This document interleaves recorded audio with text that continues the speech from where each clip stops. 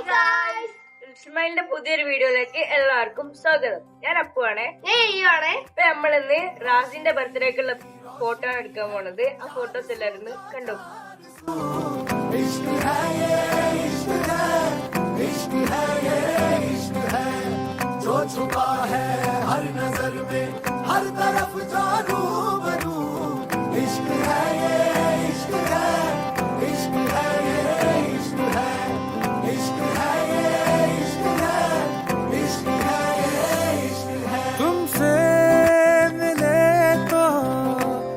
गुनगुनी सी होने लगी है सर्दियां